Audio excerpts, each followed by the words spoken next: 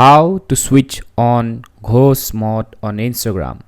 So first we have to open our Instagram, and after that what we have to do is go to the three lines from the top right corner. Now we have to scroll down a bit, and here, as you can see, message and story reply under how others can interact with you.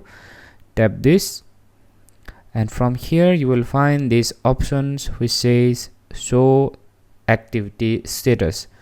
Tap here, and we need to turn this off.